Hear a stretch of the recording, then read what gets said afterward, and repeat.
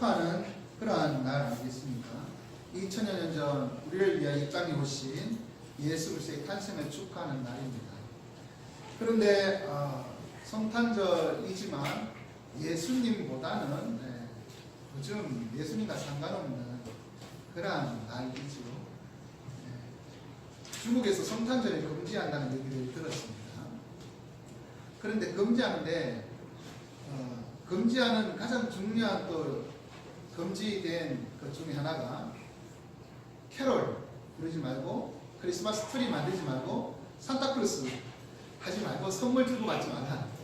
그런데 그 예수님에 대해서 말하지 말라 뭐 이런 얘기는 없는 것 같더라고요.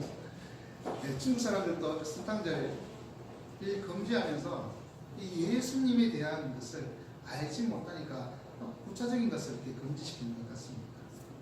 우리에게 성탄절은 어떤 의미가 다가옵니까? 어떤 분이 제게 그런 얘기 하시더라고요. 사람의 직업에 따라서 예수님에 대한 이해가 다르다.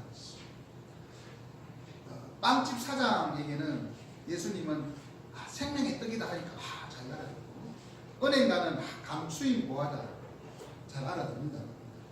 건축업자는 예수님은 모퉁이 돌이다 이해가 쉽게 되고, 그리고 농부는 씨 뿌리는 자, 그 비유에 잘 깨닫게 된다라고 합니다.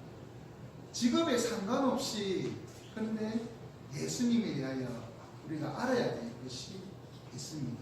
그것은 바로 주님이 이 땅에 왕으로 오셨다라는 사실입니다. 성탄절에 많이 듣는 그 성경 구절 가운데 하나가 오늘 내가 너를 낳았도다 라는 구절입니다. 이 구절은 구약의 예언된 메시아 시편의 아주 중요한 그런 구절 중 하나입니다. 이 시편 2편을 통하여 왕이신 예수 그리스도를 예언하고 있다는 것이죠. 그것을 통해서 우리에게 왕으로 오신 예수 그리스도, 그리고 예수 그리스도의 통치를 통하여 우리가 어떤 기쁨을 누릴 것인지, 그리고 어떻게 그 앞에서 우리가 반응해야 할 것인지를 깨닫고 고민하는 시간이 되기를 원합니다. 오늘 본문은 다윗의 시입니다. 물론 이 시편의 이 표제어가 기록되지 않은 시편 2편은 다윗의 시라는 얘기가 없습니다. 하지만 이 시를 인용한 사도행전 4장에 보면 베드로와 요한이 이 시편을 인용하면서 시편에 다윗이 말한 것이라 그렇게 얘기하고 있기 때문에 우리는 성령으로 감동된 그 성경을 믿는 그러한 입장에서 이 시편은 비록 다윗이 썼다는 표제는 없지만 다윗의 시로 우리는 알 수가 있습니다. 특별히 이 시편 2편은 사무엘하 7장에 보면 하나님께서 다윗에게 그 언약을 베푸시는, 다윗과 언약을 맺는 장면이 나오거든요. 거기에 이렇게 말씀하십니다. 내가 네 몸에서 날 메시를 내 뒤에 세워 그의 나라를 견고하게 하리라. 그는 내 이름을 위하여 집을 건축할 것이요, 성전 건축이죠. 나는 그의 나라 왕위를 영원히 견고하게 하리라. 나는 그에게 아버지가 되고 그는 내게 아들이 되리니. 그렇게 말씀하고 있는 그 시편 내용과 비슷한 그런 언약이 사무엘하에 기록되어 있습니다. 이 언약에 따르면 다윗의 뒤에 왕위에 오를 자에 대한 그러한 시, 결국 성전을 건축하고 이러한 내용을 보면 다윗의 아들 솔로몬에 관한 시로 그렇게 이해할 수가 있습니다. 많은 사람들이 이 시는 솔로몬의 즉위에 사용된 왕의 즉위시 노래 불렀던 그러한 시편이라고 이해해 왔습니다.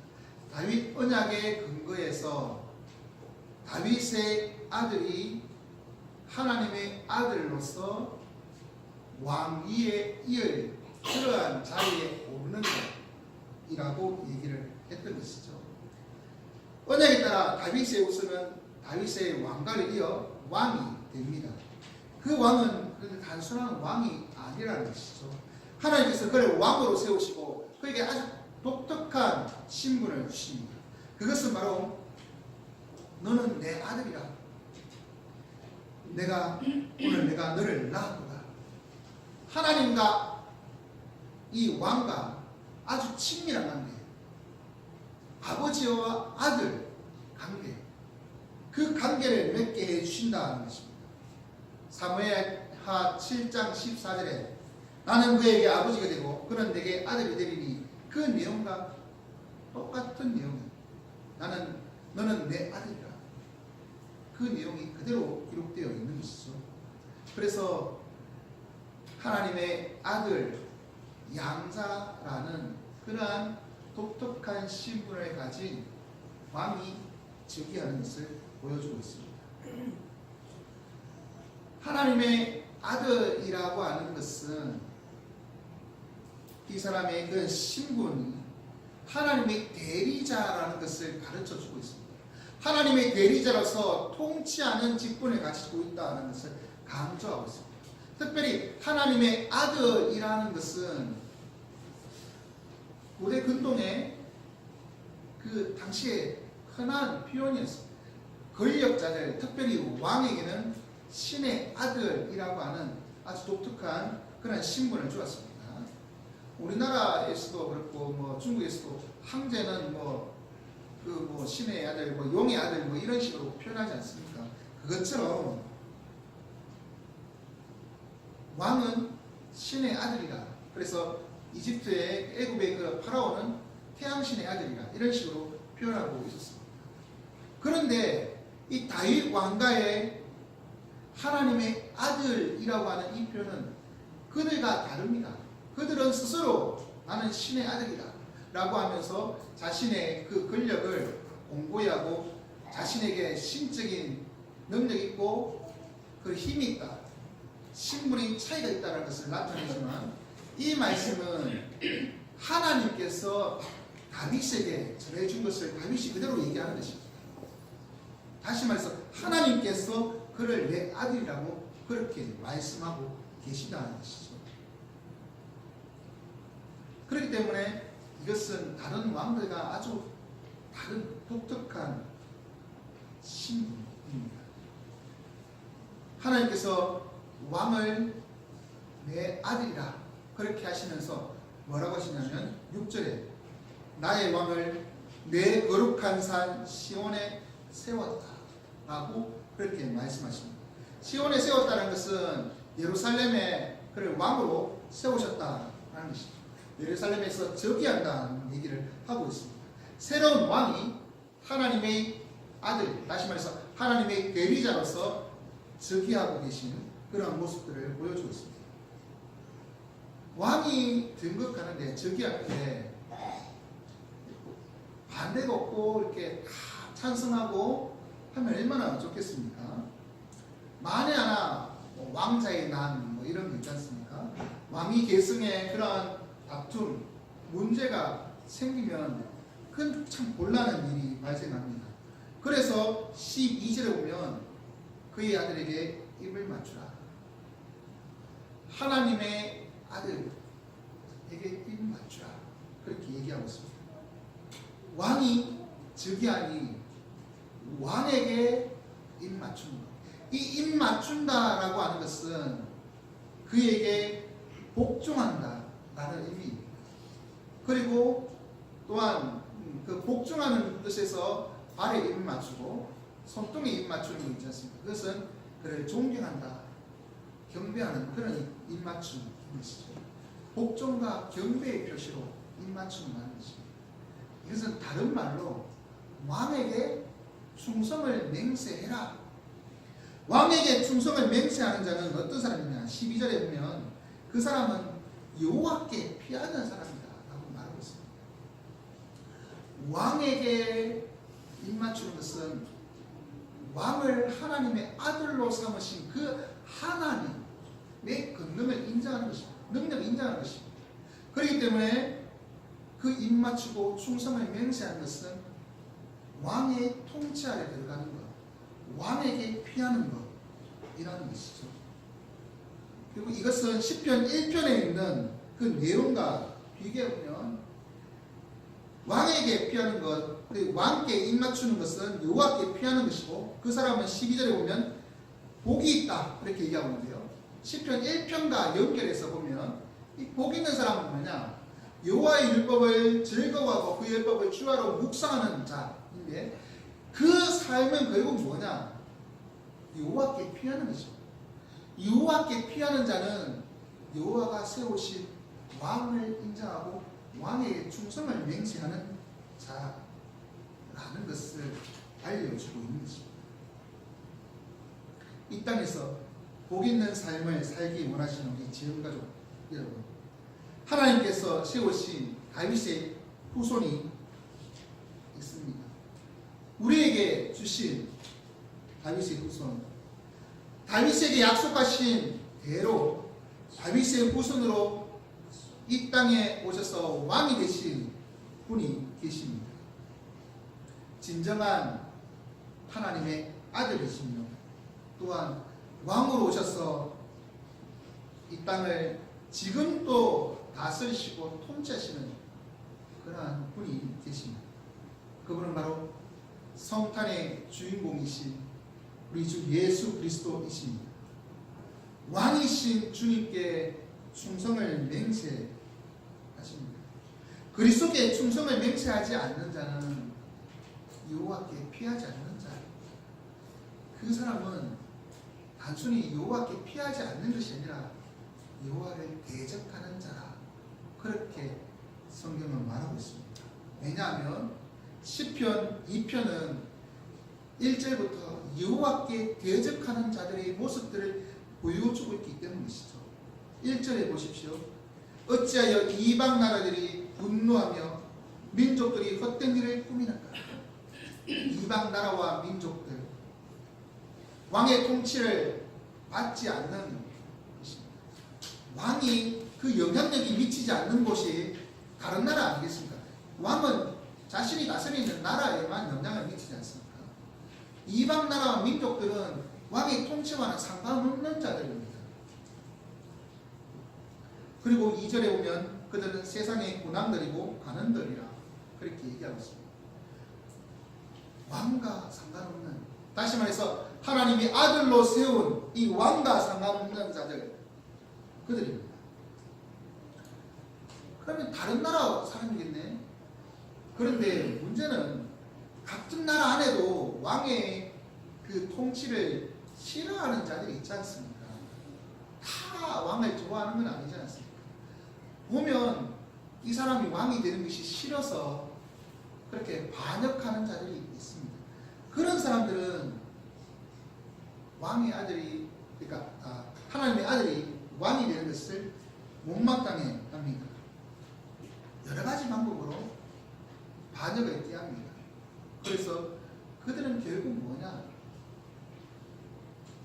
왕의 통치를 벗어나려고 하고 왕을 인정하는 자가 아닙니다. 그들은 이방 나라, 이방의 군왕들, 관원들, 이방 민족과 똑같다라고 그렇게 표현하는 것입니다. 그들이 꾸미는 헛된 이름 무엇이냐면 3절부터 나옵니다. 우리가 그들의 맨 것을 끊고 그 결박을 벗어버리자. 왕과 백성의 그 끈끈한 관계를 끊어버리겠다라는 것을 말하고 있습니다. 왕과 백성 사이에는 말할 수 없는 그런 끈이 있습니다. 연결고리가 있습니다. 그것을 끊어서 이제 왕의 법이 백성에게 이제 적용되지 않도록 해보겠다. 어떻게든 반응하겠다. 이것이 악한 깨이고 그리고 헛된 일인 것입니다. 이런 자들은 왕의 통치를 좋아하지 않습니다. 싫어하기에 왕에게 입 맞추지 않는 것입니다. 그런 자들에게 왕은 어떻게 하겠습니까? 가만히 두고 보면 그는 힘없고 무능한 왕입니다. 왕이지만 왕의 자질이 없는 자이겠습니다. 반역하는 자에게 왕은 마땅히 그 반역에 대하여 합당한 반응을 해야 합니다. 그 반응이 12절에 나옵니다.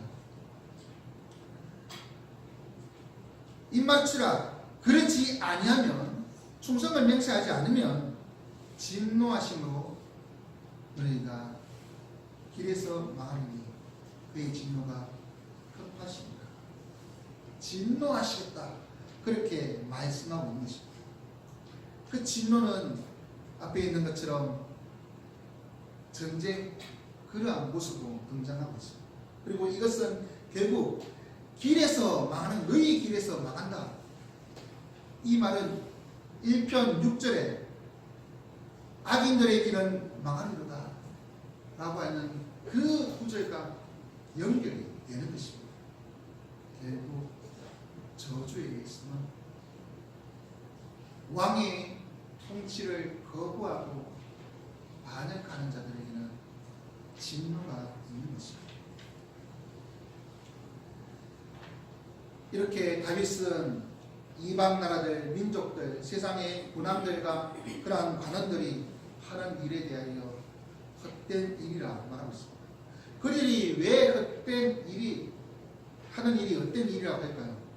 그것은 하나님의 진노가 그들에게 임하기 때문입니다. 하나님의 진노는 그들이 하나님의 기름 부음 받은 자의 통치를 부정하기 때문에, 거부하기 때문인 것이죠. 그것은 왕을 거부하는 것이 아니라 그를 자신의 아들로 삼은 하나님을 무시하는 행위입니다. 그러니 하나님께서 진노하시는 것입니다. 그들을 향하여 하나님은 어떻게 하십니까? 4절에 보면 하늘에 계신 이가 웃으시며, 근데 단순히 웃는 것이 아니라 주께서 그들을 비웃으신다라고 그렇게 말씀하고 있는 것입니다. 하는 짓이 아무런 성공할 가능성이 없는데도 불구하고 헛된 짓을 꾸미니 실소가 아닌 말이죠. 의의가 없어서 웃는 웃음이 하나님에서 나는 것입니다. 그리고는 그 웃음을 멈추고는 진노를, 분을 말하십니다. 그리고 그것은 바로 전쟁으로 등장하십니다. 보면 진노를 말하시는데요, 9절에 보면 내가 철장으로 그들을 깨뜨리며 질그릇같이 부수리라. 왕에게 힘을 주셔서 왕이 철장으로 그들을 깨뜨린 것이죠. 질그릇같이 부서지게, 쉽게 부서지게 하겠다 말씀합니다. 성경에 이 그릇이 부서지는 것, 특별히 그 토기의 질그릇이 부서지는 것은 심판의 이미지로 많이 이용되고 있습니다. 하나님께서 왕에게 힘을 주셔서 왕이 철로 만든 지팡이, 철장으로 휘둘러 그 이방 나라, 이방 민족, 세상의 군왕 관원들을 완전히 박살내겠다. 하나님의 심판입니다. 왕이 흔드는, 휘두르는 철장에서 벗어날 자가 아무도 없습니다. 왜냐? 왕의 진노가 엄하기 때문입니다. 왕에게 충성을 맹세하는 자는 여호와께 피해서 안전합니다. 하지만 여호와께 피하지 않는 자, 다시 말해서 왕에게 충성하지 않고 입맞추지 않는 자들은 철장을 휘둘러 깨버리신다. 이 질그릇을 깨뜨린다, 이러한 표현은 계시록에 3번이나 언급되고 있습니다. 이것은 그리스도의 통치를 나타내는 그러한 단어입니다. 3번이나 하나님께서 통치하실 때, 그리스도께서 통치하실 때 그 통치는 심판, 여호와께 피하는 자는 구원이 있지만 여호와께 피하지 않는 자는 심판이 있습니다. 깨어지는 심판, 더 이상 쓸 수 없는 심판. 그래서 왕의 통치를 인정하고 그 안에 충성하는 자에게는 참된 구원과 평안이 있지만 그것을 반대하는 자에게는 완전한 깨어진 심판이 있는 것입니다. 결국 예수 그리스도의 통치 안에 있는 자는 구원의 은혜를, 통치 밖에 있는 자, 그것을 부정하는 자에게는 영원한 심판이 있음을 보여주고 있는 것입니다. 세상을 심판하실 주님을 믿으시는 우리 지원가족 여러분, 하나님께서 그 아들 독생자를 우리의 왕으로 보내주셨음을 믿으십니까? 아멘. 그렇다면 왕이신 그리스도께 충성을 맹세하시기 바랍니다. 아멘. 만약 충성하지 않는다면 하나님께 대적하는 자입니다. 그런 사람은 이방 나라, 이방 민족, 하나님과 상관없는 하나님의 백성이 아니라는 것입니다. 그리고 그들이 행하는 모든 일들은 헛된 일에 불과할 뿐입니다. 하나님께서 그 일에 비웃으시며 심판을 선포하십니다. 그러니 악인의 길을 가지 마십시오. 시편 1편에서 1편 5절에 보면 악인들은 심판을 견디지 못한다. 철장에서 피할 자들은 없습니다. 완전히 깨어집니다. 그러니 충성하십시오. 그러면 아무 왕에게나 충성하면 다 될까요? 왕이라고 다 지도자들하고 다 충성하라고 얘기하지 않습니다. 오늘 본문은 아주 독특한 본문입니다. 너는 내 아니라 오늘 내가 너를 낳았도다 라고 본문이 있습니다. 이 본문은 신약의 예수 그리스도의 임재, 예수 그리스도의 그 탄생을 구주 강림에 대한 예언의 성취 구절로 인용하고 있는 것입니다. 특별히 시편 2편은 신약의 여러 차례 메시아 예언으로 인용하고 있는데요. 메시아에 대한 예언이 성취된 것을 이 내용을 가지고, 이 시편 2편의 내용을 가지고 언급하면서 예수 그리스도의 탄생 그 의미를 설명하고 있다는 것입니다. 주님은 예언된 대로 다윗의 후손으로 오셨습니다. 그리고 다윗 언약에 따라 영원한 왕이 되신 분이십니다. 아멘. 보통 왕은 한 지역을 다스립니다. 하지만 주님은 그 지역을 다스리는 지역적인 왕이 아닙니다. 만물을 그 발 아래 복종케 하시는, 만물을 통치하시는 분이십니다. 아멘. 모든 일 위에 뛰어나신 분이시다. 또 모든 무릎이 그 발 앞에 꿇어 엎드리게 하십니다. 아멘. 그렇게 말씀하십니다. 또한 모든 입이 그리스도를 주라고, 주가 뭡니까? 주인 왕이라고 고백하고 신하도록 하셨다라고 신약에 말씀하고 있습니다. 주님에게는 권세가 있습니다. 모든 통치자와 권세자의 머리라고 그렇게 말씀하고 있습니다. 그리고 지금도 하나님 보좌 우편에서 모든 천사와 권세들과 능력들이 그에게 복종하고 있습니다. 그리고 우리를 다스리고 계십니다. 이러한 왕의 적이, 다시 말해서 예수 그리스도가 이 땅에 오심으로 왕으로 즉위하셨음을 예언한 시가 바로 이 시편 2편인 것입니다. 그것을 특별히 알 수 있는 것이 2절에는 여호와와 그의 기름 부음 받은 자를 대적하며 라는 구절입니다. 기름 부음 받은 자, 잘 아는 대로 이 단어는 메시아입니다. 메시아는 헬라어로 번역하면 그리스도입니다.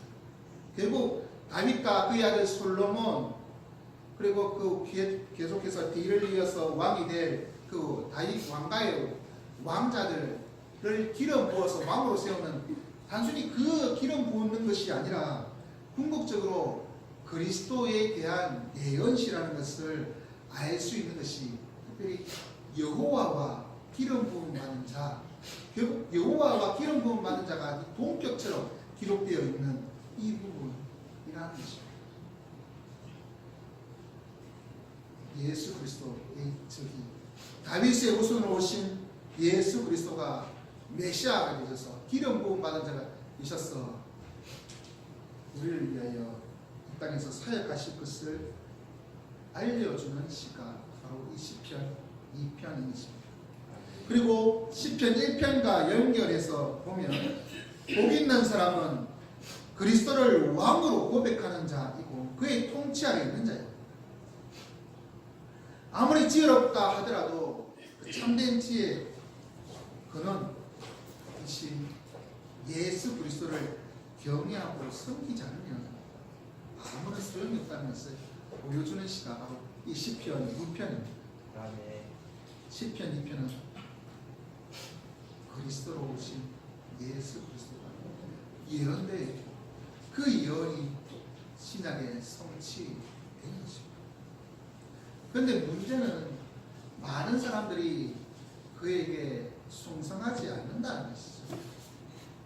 왕으로 인정하지 않는다는 것입니다. 하나님께서 그를 시온산에 곧 하나님 나라의 왕으로 세우셨지만 그리고 그 발 아래 만물이 복종하게 하셨지만 나는 그 만물이 아닌 것처럼 복종하지 아니하고 인정하지 않는 헛된 마음을 품고 왕을 왕으로 인정하지 않는 반역하는 자가 있다는 것입니다. 이런 자들은 하나님의 의로운 심판을 받게 됩니다. 천장으로 그들을 깨뜨리고 이방 나라 곧 만유가 다 하나님 앞에 엎드리게 될 것을 말씀하고 계십니다. 그러니 우리는 왕이신 예수 그리스도 앞에 엎드려 입 맞춰야 입 맞추는다는 것, 충성을 맹세한다는 것, 그 첫 번째 시작이 무엇이겠습니까? 성탄의 주인을 바로 고백하는 것입니다. 성탄의 주인은 예수 그리스도, 예수 그리스도를 그 자리로 다시 돌려놓는 것, 성탄절의 주인으로 왕으로 오신 예수 그리스도를 인정하는 것이 바로 예수 그리스도께 입맞추고 그의 왕위를 인정하고 그 앞에 충성을 맹세하는 자인 것입니다. 반대로 성탄을 예수 그리스도와 상관없이 보내는 선물을 주고받는 것 좋죠. 어른들 선물 아이들한테 줄 때 지금 커서 제 아이한테는 안 그렇습니다만 혹시 아직도 저 듣고 있어서 그런데 산타가 있다고 믿고 있는 아이가 있습니다. 부모가 선물을 삽니다. 누가 주는 것처럼 합니까?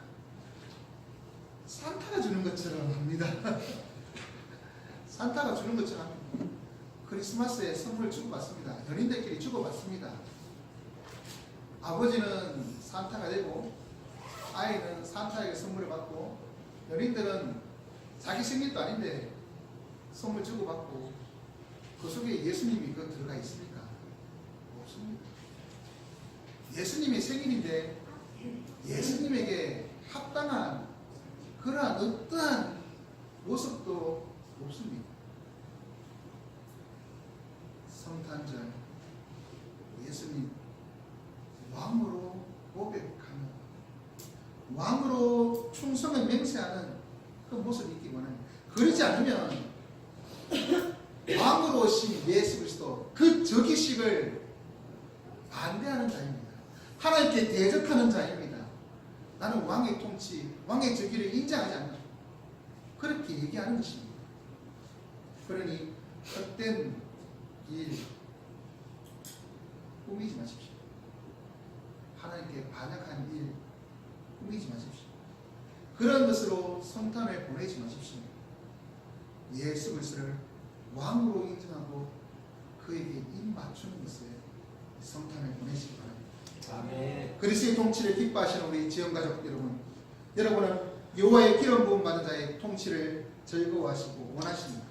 아니면 여러분이 세상의 군왕이 되어서 만왕의 왕이신 그리스도를 거부하고 그 관계를 끊고 하나님의 사랑에서 벗어나 자신이 스스로 왕이 되고 하나님과 상관없게 살려고 하십니다. 헛된 일입니다. 그러한 헛된 일을 꾸미지 마십시오. 오직 왕이신 예수 그리스도의 통치를 기뻐하시기 바랍니다. 아멘. 왕이신 예수 그리스도의 오신 그 즉위식 우리는 그 앞에 기뻐하며 주님께 충성을 맹세해야 하는 것입니다. 아멘.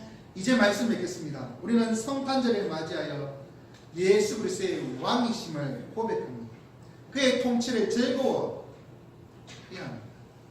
우리 자신이 돌아보면서 왕이신 예수 그리스도의 백성으로 살아갈 것인지, 아니면 예수 그리스도를 몰아내고 다른 것을 그 자리에 앉히고 그것으로 기뻐하는 자인지 돌아보시기 바랍니다. 왕이신 예수 그리스도의 통치를 받는 자는 하나님께 피하는 자예요. 그에게는 구원이 있고 복이 있습니다.